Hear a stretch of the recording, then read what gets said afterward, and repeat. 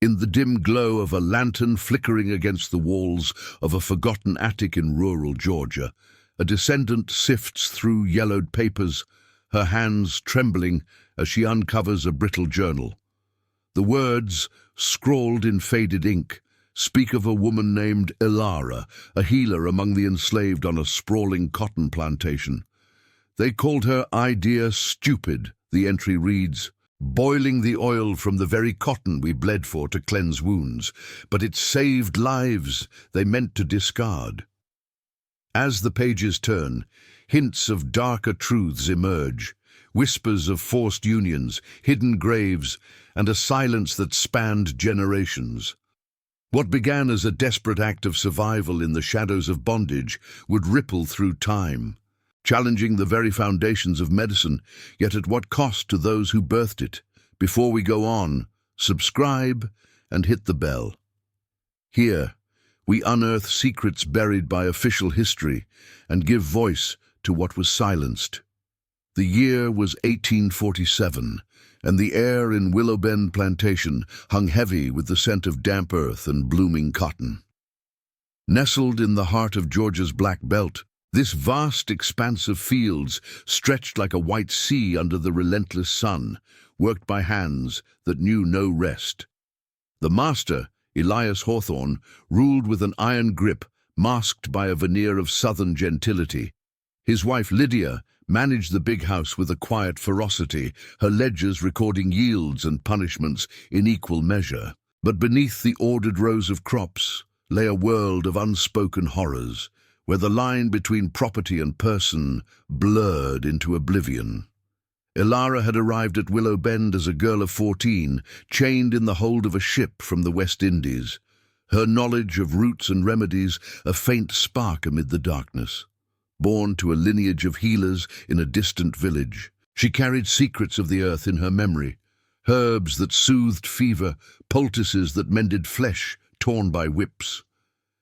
On the plantation, she became the unspoken guardian of the quarters, tending to the sick under the cover of night.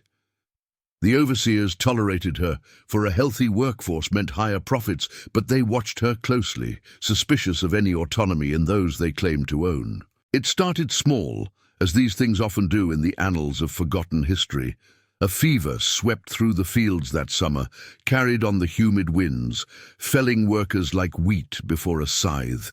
Limbs swelled, wounds from the cotton thorns festered unchecked, and the air filled with the low moans of the afflicted. The plantation doctor, a distant figure from the county seat, arrived once with his lancets and leeches, declaring it a divine judgment on the unclean. He bled the strongest and left the weakest to fate. His bill settled from the Hawthorne's coffers without a second thought. Ilara watched from the shadows, her heart a storm of grief and resolve. She had seen this before in the islands, where the boiling of seawater or plant oils purified what infection sought to claim. But here, resources were scarce, guarded like gold. One evening, as the sun dipped low, she gathered a small group in the hidden corner of the quarters, a cluster of shanties pieced from scrap wood and despair. Among them was Josiah, a broad-shouldered man whose back bore the map of old punishments, and Mira, a young woman heavy with child from a union not of her choosing. The Hawthornes enforced what they called improvement programs, pairings designed to bolster the labor force, secrets whispered but never written. "Listen," Ilara said, her voice steady as she held up a vial of murky liquid extracted from the cotton seeds. "The masters press this oil for their lamps and soaps, but it carries the rot if not cleansed. We boil it like the healers of old, and it becomes a shield against the poison in the blood." Skepticism rippled through the group. Boiling oil. It sounded mad, a fool's errand in a place where innovation was punished as rebellion. Josiah scoffed, calling it a stupid notion from a woman's head, but Mira, clutching her belly, nodded faintly. Desperation breeds faith. That night, under the moon's indifferent gaze, Ilara built a small fire in a concealed pit, heating the oil until it shimmered clear. She tested it first on a cut on her own arm, the heat a sharp reminder of risks taken in silence. Word spread quietly, as it did in the quarters, through glances and murmurs during the long hours in the fields. The first to seek her out was old Tom, an elder whose leg wound from a fallen plough had turned black with infection. He hobbled to her door at dawn, his eyes hollow. Ilara cleaned the gash with the boiled oil, wrapping it in clean rags torn from discarded shifts. By week's end, the swelling receded, colour returning to his skin where death had loomed. Rumours stirred, not just among the enslaved, but in the big house. Lydia Hawthorne, ever vigilant, summoned Ilara to the kitchen under pretense of a headache tonic. "I've heard of your, experiments," she said, her voice laced with honeyed suspicion. "The doctor warns of dangers in tampering with nature's order." Ilara met her gaze evenly, offering no defense, only the vial of clear oil. Lydia took it, turning it in the light, a flicker of curiosity betraying her composure. But curiosity in such places often masked deeper designs. The Hawthorns had their own pacts, alliances with neighbouring planters to maintain control, to bury any hint of unrest that might draw eyes from the state. As the fever ebbed, thanks to Ilara's methods spreading like roots underground, the plantation's output surged. Elias boasted at the county fair of his providential recovery, crediting prayer and discipline. Yet in the quarters, stories took shape, of lives spared, of a healer's quiet defiance. But shadows lengthened. Mira's child came early, frail and crying weakly, and when infection set in despite Ilara's care, whispers turned to accusations. Had the boiled oil failed, or was it sabotage from those who feared change? Decades later, in the 1920s, as the plantation lay abandoned, vines reclaiming the fields, a fire ravaged the Hawthorne manor. Among the ashes, a locked chest survived, its contents hinting at more than ledgers, letters alluding to the healer's folly and unexplained vanishings. The community, now a scattering of sharecroppers' descendants, spoke in hushed tones of ghosts in the cotton rows, of truths sunk into the soil. Official records from the county courthouse mentioned only bountiful harvests, no trace of the human toll. It wasn't until 2018, when a great-niece of Josiah unearthed that attic journal during a family estate clearance, that the threads began to weave together.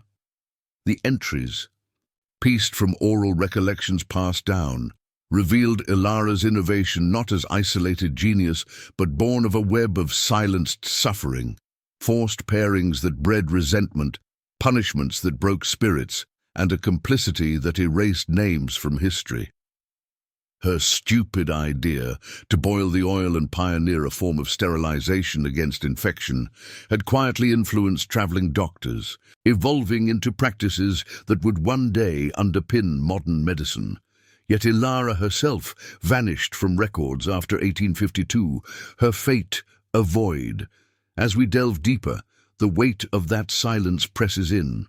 How did one woman's act of preservation ignite a legacy only to be claimed by those who oppressed her? The fields of Willow Bend still whisper, waiting for the full story to surface. The summer of 1848 dawned hotter than the last, the Georgia sun baking the earth until cracks spiderwebbed the fields like veins of forgotten pain. At Willow Bend, the cotton bolls swelled fat and white, a deceptive bounty that masked the toll on those who harvested it. Ilara's boiled oil had become a clandestine ritual in the quarters, passed hand to hand like a sacred ember. No longer just a whisper among the afflicted, it wove into the fabric of survival, applied to thorn-pricked fingers, festering sores from harness straps, and the hidden aches of bodies pushed beyond endurance. Yet with each life spared, the shadows of scrutiny grew longer, curling around the edges of the big house like smoke from a dying fire.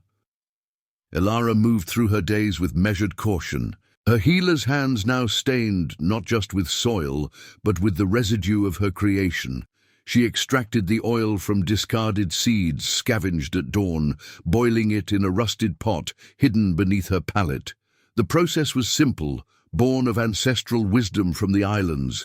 Heat to drive out the impurities, the very essence that turned wounds into graves. But simplicity bred suspicion in a place where knowledge was hoarded by the few.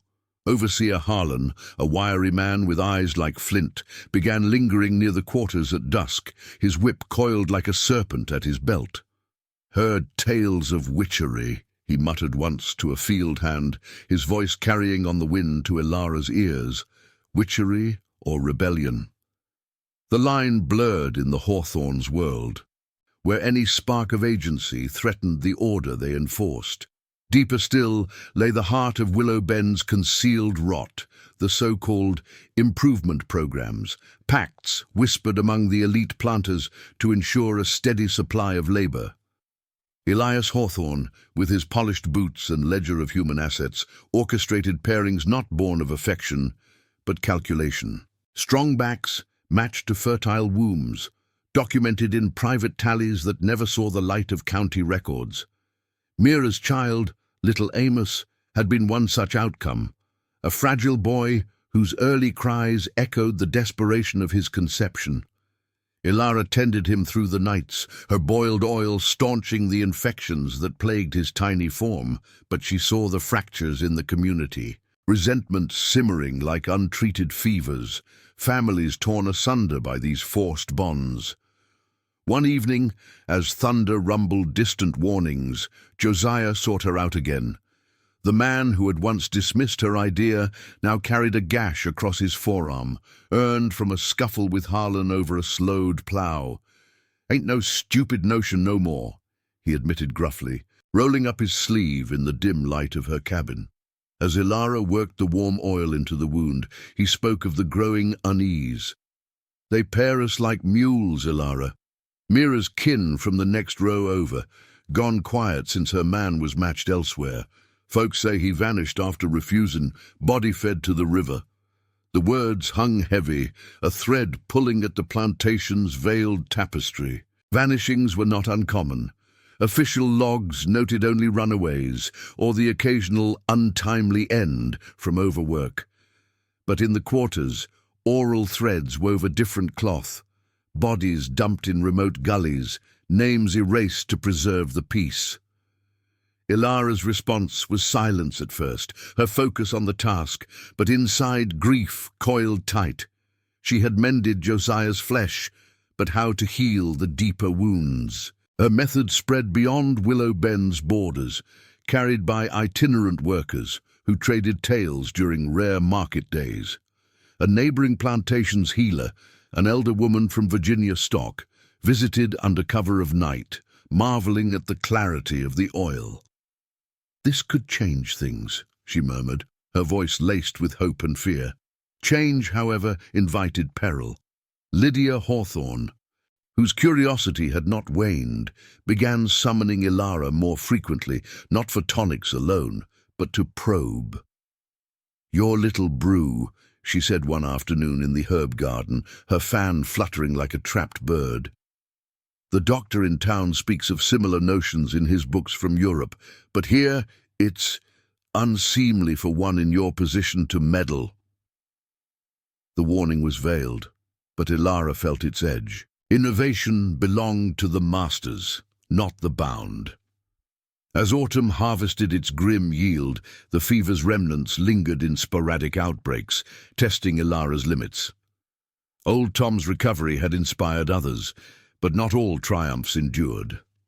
A young girl named Lena, paired against her will to an ailing worker, fell ill after childbirth, her body ravaged by what the plantation called complications. Ilara applied the oil tirelessly, but exhaustion and sabotage, a tainted cloth slipped into the rags, claimed her. The quarters mourned in muted tones, a funeral rite of songs sung low to evade ears. Elias Hawthorne noted the loss curtly in his journal. One less mouth, productivity maintained. No mention of the human storm it unleashed, whispers of resistance, of healers marked for watching. Decades would cloak these events in oblivion. By the 1860s, as war's shadows fell, Willow Bend's records burned in a hasty retreat, pacts and ledgers reduced to ash. The community scattered, sharecroppers treading the same furrows under new yokes, their stories fracturing into fragments passed at family gatherings. Rumors persisted of a healer's curse on the soil, of oil that purified but could not wash away the stains of complicity. In the early 1900s, a county historian dismissed such tales as folklore, his official account praising Hawthorne's enlightened management, without a nod to the erased lives. It took until the late 20th century for faint echoes to surface. In 1992, during a routine survey of old wells on what remained of the plantation land, workers unearthed bones, small, fragile, mingled with scraps of cloth and seeds. Forensic whispers suggested foul play, but the case faded into bureaucratic silence, filed away as historical anomaly. Descendants like the great-niece who later found Josiah's journal pieced together the puzzle through oral chains. Ilara's boiled oil not only stemmed infections, but hinted at sterilization's crude origins, a method to preserve the workforce while concealing the abuses that bred it. Her idea, mocked as stupid, had seeded practices that traveled northward, absorbed into medical texts without credit, a theft as profound as any grave. Yet the human weight endures, a melancholy anchor. Families like Mira's, shattered by those hidden programs, carried invisible scars, children born of coercion, legacies of loss. The silence of communities, bound by fear, amplified the tragedy, elites and officials weaving a shroud over the truth. As we trace these buried paths, the question lingers: how many innovations bloomed in bondage, only to be uprooted and replanted under foreign names? Willow Bend's fields, now overgrown, hold their breath for revelations yet to come. The winter of 1848-1849 settled over Willow Bend like a shroud, the Georgia frost nipping at the heels of exhausted field hands as they cleared the last of the cotton stalks. The air carried a bitter chill, not just from the weather, but from the undercurrents of fear that had taken root in the quarters. Ilara's boiled oil, once a quiet salvation, now moved like a shadow through the community, shared in hurried exchanges during the short daylight breaks, applied to frostbitten toes and cuts from icy tools. It had saved more than limbs.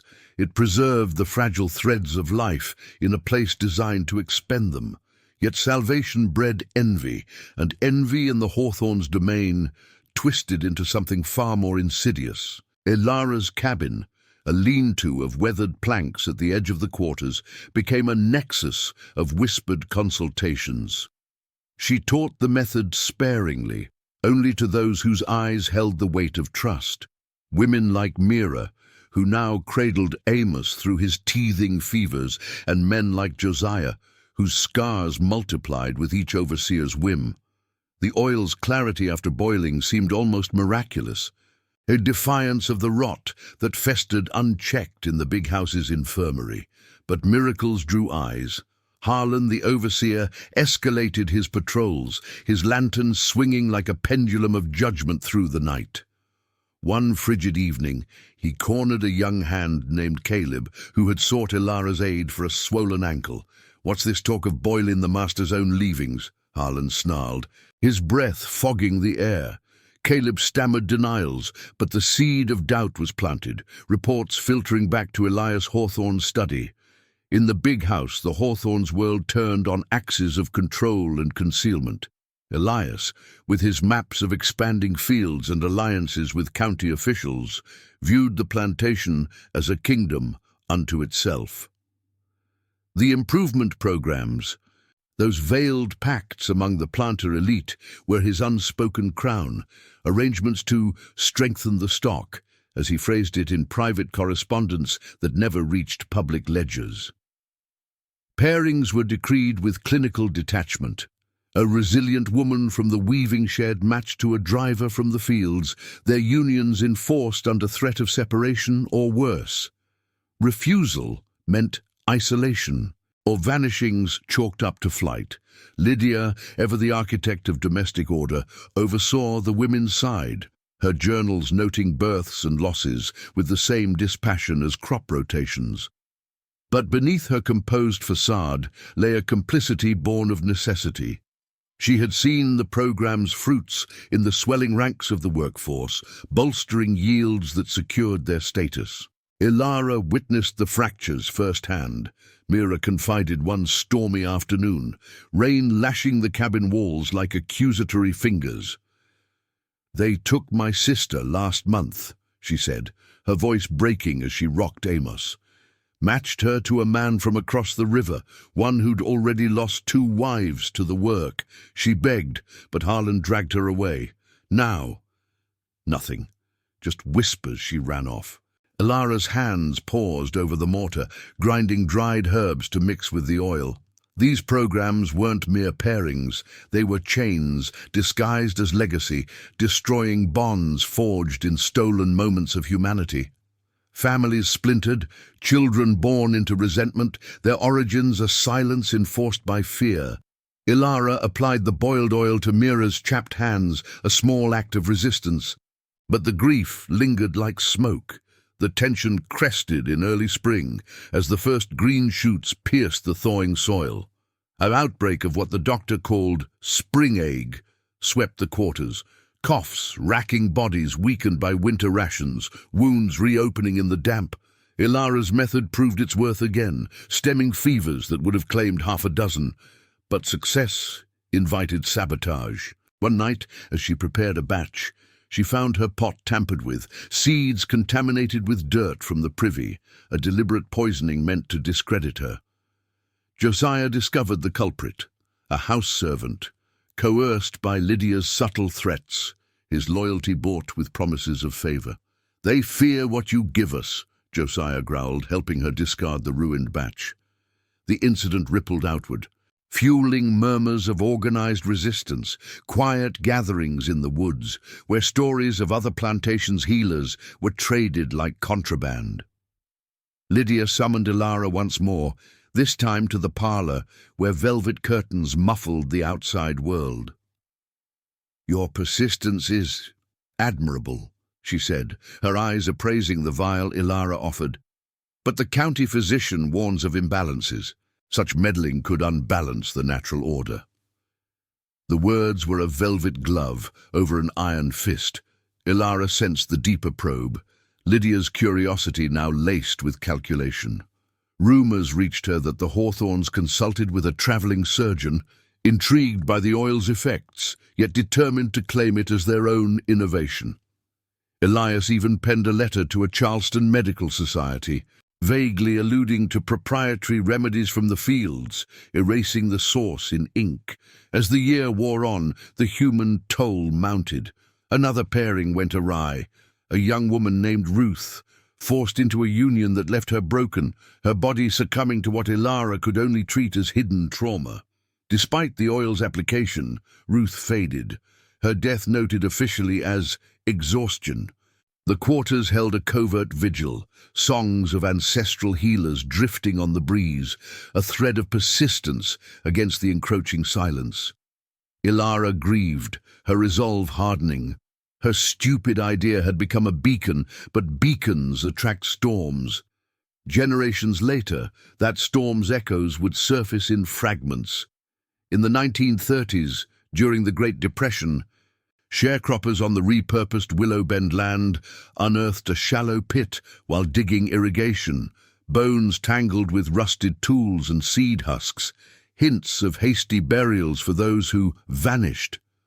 The coroner's report, buried in county archives, dismissed it as erosion's trick, but oral histories among descendants painted a grimmer picture. Victims of refusal, their fates sealed to protect the pacts. By 1975, a civil rights researcher, poring over faded ledgers salvaged from a flooded courthouse basement, connected dots to the improvement programs. Systematic cruelties masked as progress, complicity stretching from planters to judges who turned blind eyes. The journal found in 2018 amplified these revelations, its pages bridging the void. Entries from Josiah's kin described Ilara's oil not just as antiseptic, but a crude barrier against the infections bred by those forced unions, foreshadowing sterilization's shadowed beginnings in medical law. Her method, derided and stolen, influenced early protocols in southern clinics, credited to white physicians who never set foot in the fields. The theft was profound, erasure as violent as any punishment. Communities, once bound by terror, now unravel the threads through genealogy projects and survivor testimonies, giving voice to the silenced. Yet the melancholy persists, a fog over Willow Bend's remnants. Elites' betrayals, lawyers who redacted records, historians who sanitized narratives, ensured the forgetfulness, but persistence endures in those who dig. Descendants carry the faith of Ilara's hands, unearthing truths that demand reckoning. As the soil yields its secrets, one wonders, how many more graves hide the roots of stolen knowledge? Now, I invite you to leave in the comments where you're watching from and the exact time you hear this story. I want to know how far these silenced reports reach. The spring of 1849 unfurled over Willow Bend with a deceptive gentleness, wildflowers pushing through the loamy soil as if to mock the hardened lives tilled into it. The cotton fields, freshly planted, stretched in orderly rows, but beneath the surface, tensions coiled like roots seeking water in parched earth. Ilara's boiled oil had woven itself deeper into the quarter's rhythm, a quiet revolution against the infections that stalked the enslaved like unseen predators. Hands that once festered now healed, fevers broke under her careful ministrations, and whispers of her method traveled beyond the plantation's fences, carried by peddlers and field hands on rare errands to town. Yet each spared life cast a longer shadow, drawing the hawthorn's gaze toward the fragile sanctuary of her cabin. Ilara adapted her routine with the precision of a woman who knew every creak in the overseer's path. She boiled the oil at odd hours, using the cover of meal preparations or laundry steam to mask the scent. The clear liquid now stored in hollowed gourds, buried under floorboards. Mira, with Amos now toddling unsteadily, became her steadfast ally, grinding seeds in secret while sharing tales of the quarter's growing unease. "Folks from the lower fields ask after it," Mira confided one dawn, her eyes shadowed by exhaustion. "A man from the mill, paired off last harvest. His wife's wounds won't close without it. The improvement programs cast their pall wider, decrees from the big house matching laborers across rows, severing kin ties with the cold efficiency of crop rotation. Refusals led to isolation, whispers of recalcitrant stock noted in private tallies, their fates dissolving into the plantation's unspoken ledger. Josiah, too, had changed. The man who once scoffed now guarded her fire pit with a vigilance born of gratitude. His arm, healed by the oil, flexed strong as he hauled heavier loads, earning grudging nods from Harlan, but strength invited envy. During a midday break, as workers slumped under the budding oaks, Harlan's voice cut through the murmurs like a lash. "Heard about that fool's brew again," he barked, eyes scanning the group. "Boiling trash like it's holy water. Anyone peddling such nonsense'll find the stock's weight in." The warning hung, a thread pulling tighter around Ilara's world. She felt it in the hesitant steps of those who approached her door, their faith tempered by fear. The overseer's patrols intensified, lanterns probing the darkness, and once Ilara glimpsed him rifling through her herb bundles, his face twisted in futile search. In the big house, the Hawthorns' complicity deepened, their pacts with neighboring elites a web spun from shared interests. Elias hosted quiet gatherings in the study, maps unrolled beside decanters of bourbon, discussing yields and the preservation of assets. The programs were their veiled cornerstone, arrangements to offset losses from illness or flight. enforced with the tacit approval of county officials who benefited from the cotton trade's flow. Lydia, with her sharp quill, recorded the outcomes, births tallied as gains, separations as necessities. Yet cracks appeared in their facade. A letter arrived from a Macon physician, intrigued by rumors of a field remedy that mirrored European antiseptics, prompting Elias to summon Ilara under the guise of a routine check. "Show me this concoction," he demanded, his tone laced with proprietary interest. Ilara complied silently, demonstrating the boiling over a supervised flame, her heart pounding as his eyes narrowed. "Useful, perhaps," he mused, dismissing her with a wave, but usefulness in bondage meant appropriation, not acknowledgement. The human fractures widened that season. Another outbreak stirred, skin afflictions from contaminated water troughs, rashes blooming like accusations on weary bodies. Ilara's oil quelled them, but not without cost. Ruth's kin, still mourning her loss, approached warily. A cousin named Silas, forced into a mismatched pairing that left his spirit as scarred as his hands, sought relief for festering blisters. As Ilara worked the warm liquid into his skin, he spoke of the growing rift. "They watch us closer now, Ilara. Last week, a woman from the washhouse refused her match, said she'd rather the river than that. They dragged her to the barn and come morning. She's gone north, they say. The vanishings formed a pattern. Bodies consigned to remote hollows or weighted in the creek. Official records silent on the why. Families unraveled. Children like Amos growing amid echoes of loss. Their origins a burden carried in silence. Resistance flickered in the shadows. Under moonless skies, small groups convened in the thicket bordering the fields, Ilara among them. Sharing not just the oil, but stories of healers from distant shores, methods passed like heirlooms. Josiah led the talks, his voice low. "This ain't just for cuts. It's for remembering who we are, what they try to take." But peril loomed. Harlan's spies, house servants bound by favors or threats, reported back, and one night a raid shattered the gathering. Lanterns flared, whips cracked, and Caleb, the young hand from winter, was hauled away for inciting unrest.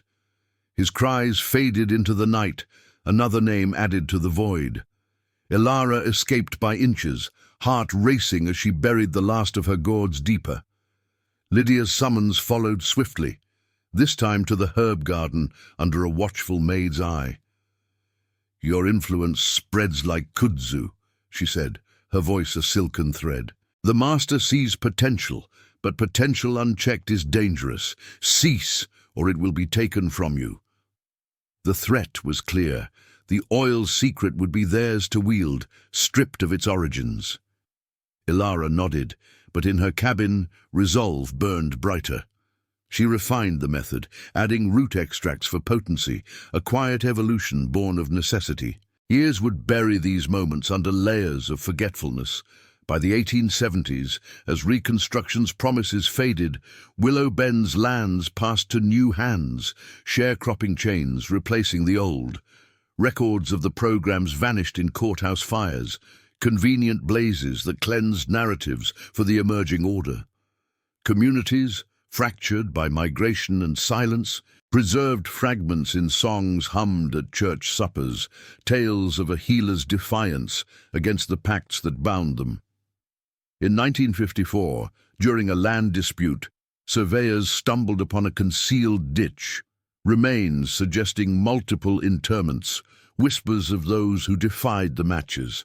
The case dissolved in legal obscurity, attorneys for the landowners ensuring the soil's secrets stayed buried. The 2018 journal's discovery illuminated these shadows, its faded script linking Ilara's oil to the crude foundations of sterilization practices, methods to curb infections in coerced births, later sanitized and claimed by medical pioneers. Her stupid innovation, mocked and commandeered, seeded protocols that echoed through clinics, a legacy stolen amid the elite's betrayals. Judges who sealed files, historians who omitted the bound hands behind progress, descendants, through persistent digs into oral archives and DNA trails, reclaim the narrative, their faith a counter to the enforced amnesia. The melancholy of Willow Bend lingers in its overgrown paths, a testament to resilience amid erasure. How many such sparks ignited in silence, only to be extinguished and reborn under false lights? The fields, silent witnesses, await the next unearthing where justice, though tardy, begins to stir. The summer of 1849 scorched Willow Bend with an unrelenting fury, the Georgia sun turning the cotton fields into a haze of white and sweat-soaked despair. Bowls burst open like wounds, demanding hands that bled from thorns and heat, while the quarters simmered with a tension thicker than the humid air. Ilara's boiled oil, now a lifeline etched into the community's hidden rhythms, faced its greatest trial yet. What began as a solitary act of defiance had spread like roots through parched soil, reaching even the fringes of neighboring lands via furtive exchanges at crossroads markets. Healers from distant rows whispered of its clarity, its power to ward off the rot that claimed so many, but with reach came reckoning. The hawthorn's eyes, once casually watchful, now burned with intent, their world of concealed pacts threatened by a spark they could neither fully control nor ignore. Ilara's days blurred into a vigilant dance, her cabin a fortress of feigned normalcy. She rationed the oil, distilling it in stolen moments behind the smokehouse, the steam blending with laundry vapors to evade Harlan's nose. Mira, ever close, assisted with a mother's weary grace. Her son Amos, now a curious shadow at her skirts, oblivious to the shadows lengthening over their world. The lower fields talk of it saving a child from the mill fever. Mira murmured one sweltering noon as they sorted seeds under the guise of meal prep. But Josiah says Harlan's been asking questions, promising extra rations for names. The overseer's tactics had evolved, bribes laced with threats, preying on the fractures sown by the improvement programs. Those forced unions, decreed from the big house like edicts from on high, deepened divisions. Kin pitted against kin, loyalties tested in the quiet hours. A man from the upper rows, matched to a woman he'd never met, confided in Ilara of his rage, his hands trembling as she treated a lash mark from his resistance. "They call it better in the line," he spat, "but it's breaking us all." The program's grip tightened that harvest, Elias Hawthorne expanding his alliances with a cadre of planters from the Black Belt counties. In smoke-filled parlors, away from prying state inspectors, they traded strategies, pairings calculated to yield robust offspring, offsets for the losses to illness or escape. Lydia oversaw the women's allotments with a ledger's precision, noting placements that shattered existing bonds. A weaver torn from her partner sent to the fields, a driver isolated for refusing a match deemed unfit. Refusals invited the void, whispers of those who simply ceased to appear in mourning rolls, their absences filled by new arrivals from auctions downriver. Ilara saw the toll in hollow eyes and unspoken grief, applying her oil to wounds both seen and felt. One evening, as lightning cracked the sky, a young woman named Eliza stumbled to her door, heavy with an enforced pregnancy, her skin mottled from untreated strains. "They say it's for the future," Eliza whispered, clutching her belly. "But it feels like the end." Ilara's hands, steady with the warm oil, offered solace. But the healer's heart ached with the knowledge that no brew could mend such systemic fractures. Scrutiny peaked in late July, when a rash of infections hit the weaving shed, fabrics tainted by damp storage, irritating skin already raw from endless labor. Ilara's method quelled the outbreak, her vials passed discreetly, lives preserved amid the loom's relentless clatter. But triumph drew the storm. Harlan, emboldened by Lydia's nods, staged a midnight sweep, his men overturning pallets and scattering herbs. They found nothing. Ilara had anticipated, burying her stores in the creek bank's soft mud, but the raid left bruises and fear. Josiah confronted her at dawn, his face etched with fury. "They'll take it all if we don't push back," he urged, his voice a low rumble. In the thickets that week, their gatherings swelled, tales of other plantations' resistances mingling with Ilara's refinements, a touch of willow bark to ease the oil's sting, making it suitable for the vulnerable. Faith flickered there, a counter to the pack's cruelty, but peril shadowed every step. Caleb, still missing from the spring raid, was rumored sold south, his family left to mourn in silence. Elias's interest crystallized during a county assembly, where a physician from Savannah praised emerging antiseptic theories from abroad, boiling agents to purify. Elias, ever the opportunist, saw opportunity. He summoned Ilara to the study, the room heavy with tobacco and authority. "Demonstrate," he commanded, a scribe at his side. Ilara boiled a small batch over the hearth, the clear liquid gleaming as she explained its use in measured tones, omitting the ancestral roots that birthed it. Elias nodded, his eyes calculating. "This will serve the estate well," he declared, appropriating the method on the spot, overseers to oversee production, the oil rebranded as Hawthorne's Remedy. Lydia watched from the doorway, her expression unreadable, but Ilara felt the theft's chill, her creation, born of bondage's desperation, now a tool in their arsenal, stripped of its soul. The appropriation unleashed chaos. Harlan enforced the new regime, forcing field hands to extract seeds under guard. The boiling pits relocated to the barn for efficiency. Whispers turned to resentment, Ilara's quiet guidance replaced by barked orders, the oil doled out sparingly to maintain output. A sabotage followed. Tainted batches sickened 2 workers, fevers raging despite the clarity. Suspicion fell on the coerced, but Ilara knew the truth, deliberate flaws to discredit the source. Mira's kin suffered most. Her cousin, in a forced pairing gone sour, succumbed to complications Ilara could no longer reach freely.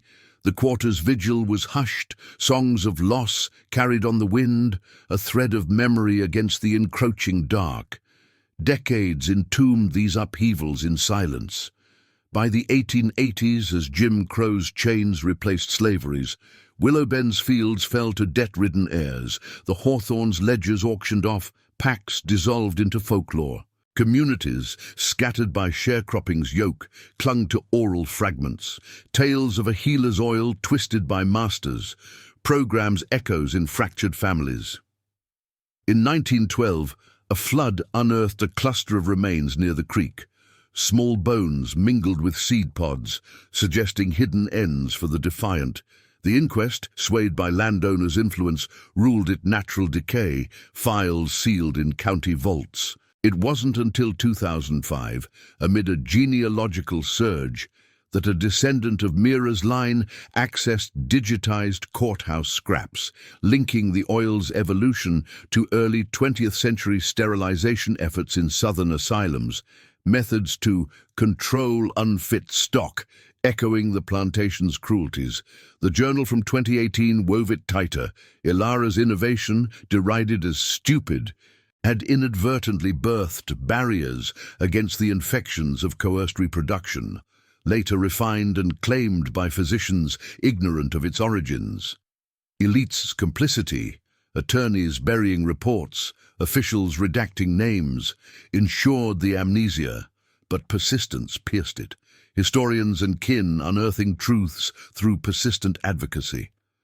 The tragedy of Willow Bend endures, a melancholic veil over its soil, where human resilience clashed with systemic betrayal. Families bore the invisible marks of those programs, silences broken only by late justice's faint light.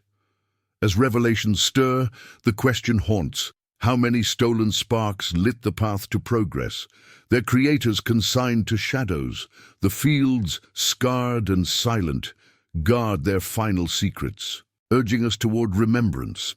The autumn of 1849 draped Willow Bend in a veil of fading gold, the cotton harvest swelling like a final desperate gasp from the earth. Fields that had baked under summer's wrath now bowed under the weight of picked bowls, wagons groaning toward the gin as overseers cracked whips to hasten the pace. Ilara's world, once a fragile web of hidden aid, had unraveled into something sharper, more exposed.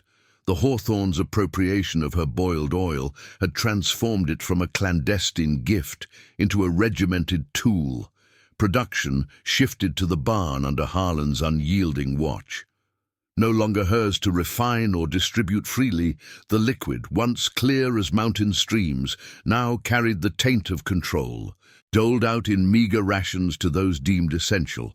Yet in the quarters, resentment brewed like an untreated fever, whispers of the healer's original method persisting in the shadows, a quiet rebellion against the theft. Ilara navigated this new order with a healer's caution. Her hands called upon less for the oil and more for the herbs that masked its absence. She slipped remnants of the true brew to Mira during evening chores, watching as the woman applied it to Amos's scraped knees from romping in the dust. "They've twisted it," Mira said softly, her eyes scanning the tree line for Harlan's silhouette. "But folks remember how you made it pure. A girl from the gin house came asking. Her man's paired off again, and the wounds from the fight." Her voice trailed, heavy with the unspoken. The improvement programs, those insidious pacts among the planters, accelerated in the harvest's frenzy. Pairings announced like auction lots to fill gaps from exhaustion or flight. Families fractured further. A brother separated from his sister, sent to a distant row. A widow forced into a union with a stranger from the lower fields. Her protests met with isolation in the smokehouse.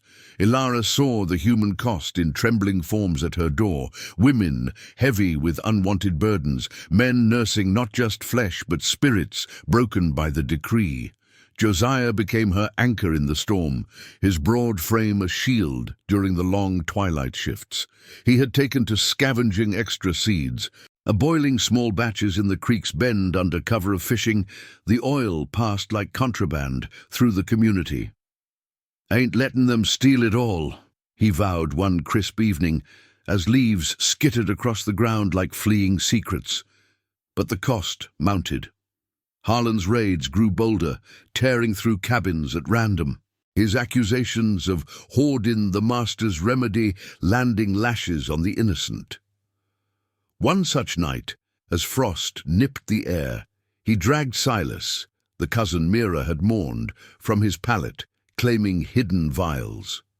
Silas, marked by a recent forced match that left him hollow, endured the public punishment without a cry, his silence a testament to the fear that bound them all. Ilara tended him later, her true oil staunching the blood, but the healer's resolve cracked under the weight. "How long before they come for you?" Silas rasped, his eyes pleading. In the big house, the hawthorns savored their gains, the oil's innovation boosting yields as infections waned among the core workforce. Elias penned triumphant notes to his allies, crediting enlightened oversight for the surge.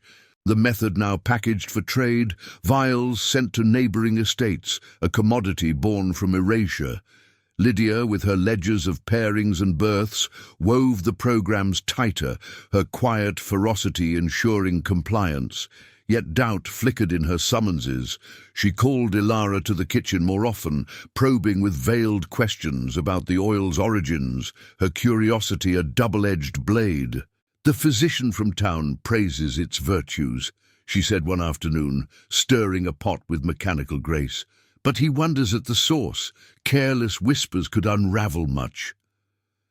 The warning hung, laced with the complicity that defined their world. Elites shielding one another, county clerks turning blind eyes to the vanishings that preserved the order. The breaking point came in October, as the harvest peaked and the air thickened with the scent of processed cotton. A virulent strain swept the lower fields, coughs turning to rasps, wounds festering despite the hawthorn version of the oil, its diluted batches failing under sabotage or haste. Desperation drove the afflicted to Ilara's door, defying the risks. Eliza, the young woman from Summer, arrived at midnight. Her enforced pregnancy advanced, fever raging from an untreated tear. Ilara worked through the night, boiling a fresh batch from hoarded seeds, the steam rising like a prayer. But dawn brought Harlan, his men surrounding the cabin, accusations of subversion spilling from his lips. "Traitor's brew," he snarled, smashing the pot, shards scattering like shattered hopes. Josiah burst from the shadows, grappling with the overseer, but numbers overwhelmed him, fists and boots raining down until he lay still. Ilara faced Elias in the study that morning, the room's opulence a stark contrast to the chaos outside. "Your meddling ends," he declared, his voice steady as iron. "The remedy serves the plantation now. Persist, and you'll join the runaways." The threat was absolute, her fate hanging in the balance, exile to the fields, or worse, the void of the creek. Lydia watched from the corner, her expression a mask, but Ilara glimpsed the fracture, a woman complicit yet haunted by the human echoes. Released with a warning, Ilara returned to the quarters, where Mira and Josiah waited, bruises blooming on his face. The community closed ranks, the true oil vanishing deeper underground, preserved in memory if not in vials. But the healer's spark had ignited something irreversible. Rumors of her method leaking beyond Willow Bend, carried by freed hands, slipping north in the night's embrace. Generations would entomb this pivotal fracture in layers of enforced silence. By the 1890s, as the plantation's glory faded into tenant farms, the Hawthorne's heirs sold off remnants, the oil's legacy absorbed into rural apothecaries without a nod to its birthplace. The program's shadows lingered in sharecroppers' tales, fractured lineages, unspoken losses passed at firesides. In 1938, during a WPA oral history project, an elderly descendant of the quarters alluded to the healers stand against the Machin, but interviewers, swayed by local influence, omitted it from official transcripts, the complicity enduring. Courthouse basements held the clues, redacted ledgers hinting at disciplinary removals, attorneys ensuring the Pax veil remained intact. The 2018 journal's pages, yellowed and insistent, bridged the chasm, detailing that autumn's raid as the turning point, Ilara's defiance marking her for erasure, her oil's pure form evolving in hidden ways to counter the infections of those coerced unions, laying unwitting groundwork for sterilization's medical veil. Stolen and sanitized, it influenced protocols in early clinics, credited to distant innovators while the bound origins molded. Descendants through tireless genealogy and archival hunts pierce the forgetfulness, their persistence a balm against the tragedy. Elites' betrayals, judges sealing fates, communities hushed by fear, amplified the melancholy, but faith in the unearthed endures. Willow Bend's winds carry the echo still, a somber reminder of knowledge forged in chains, reclaimed against the tide of amnesia. As the soil whispers its final guarded truths, the human spirit's quiet victories emerge, demanding we listen. If this story has already gripped you, leave a like. It helps the story of Ilara to reach more people. The winter of 1849-1850 cloaked Willow Bend in a relentless hush, snow dusting the Georgia fields like a thin shroud over buried secrets. The cotton rose dormant, but the air thick with unresolved echoes. The raid's aftermath lingered like frostbite, seeping into the quarter's every corner where fear had hardened into a grim resolve. Ilara's cabin stood scarred, its door splintered from Harlan's boot, herbs scattered like fallen leaves. But within, the healer's spirit burned undimmed, her boiled oil reduced to whispers and hidden caches. No longer the open beacon it had been, the method survived in fragments. A gourd passed under moonlight, a murmured instruction during the short winter labours of mending tools and splitting wood. Mira, with Amos bundled against the cold, became the quiet courier, slipping pure batches to those the Hawthorne version failed, her eyes ever darting to the big house's distant glow. Ilara moved through her days as a shadow of herself, summoned less for aid and more for scrutiny, her hands now bound by the overseer's patrols that circled like hounds. The appropriation had stripped her creation bare, the barn's pits churning out diluted elixirs that preserved just enough to maintain the harvest's promise, but at the cost of trust. Workers grumbled in low tones, their faith in the master's remedy eroded by fevers that lingered untreated, wounds closing slowly under the tainted brew. Josiah, his bruises fading but his vigilance sharpened, took up the mantle where Ilara could not, boiling small yields in the frozen creek's bends, the steam rising like defiant breath. "They took the name," he told her one biting evening as they huddled by a concealed flame, "but not the heart." Yet the human fractures deepened. The improvement programs, those veiled pacts of the elite, pressed on unchecked, winter pairings decreed to fortify the spring planting. A woman from the weaving shed, her spirit already frayed by separation, was matched to an ailing driver, her quiet refusal met with confinement in the cold barn, emerging days later hollow-eyed and compliant, or so the official tally claimed. The program's cruelty wove tighter that season, Elias Hawthorne consulting with his planter allies via letters sealed against prying eyes, strategies to offset the winter's toll on the workforce. Lydia's ledgers swelled with entries of allocations, births anticipated like crop yields, while vanishings dotted the margins, names crossed out as escaped or unfit, their fates consigned to the snow-melted gullies. Ilara witnessed the unravelling in stolen glimpses. Eliza, surviving her fever but marked by the enforced burden, confiding of a kin dragged away for protest, her cries swallowed by the night. "They say it's for strength," Eliza whispered, clutching a vial of true oil against her swelling form. "But it steals the soul." The families splintered further, children like Amos growing amid the chill of unspoken losses, their origins a chain linking back to the pacts that bound generations. Resistance simmered in the quarter's muffled songs, ancestral melodies twisted with pleas for endurance, a thread of memory against the encroaching void. Spring's thaw brought no relief, only the slow reveal of winter's hidden toll. Bodies unearthed by swelling streams, scraps of cloth hinting at hasty ends for the defiant. Harlan's grip tightened, his accusations of subversive brews landing harsher punishments, public displays to cow the community. Ilara evaded the worst, her role reduced to the big house's tonics, but the pressure mounted. One April dawn, as mist clung to the fields, Lydia summoned her to the garden, the air budding with false promise. "The master's remedy spreads," she said, her voice a silken veil over steel, "to town physicians who marvel at its simplicity. Yet whispers persist of your variations."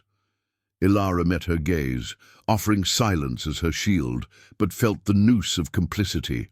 Lydia's curiosity had evolved into guardianship of the stolen legacy, her own hands stained by the pacts she enabled. Elias, buoyed by yields that silenced county doubts, hosted a final gathering of elites, toasting the oil's providential origins while erasing the bound hands that birthed it. The end came swiftly in May as cotton shoots pierced the warming soil. A final outbreak. Ague carried on the damp winds, tested the Hawthorne brew's limits, fevers raging through the lower fields.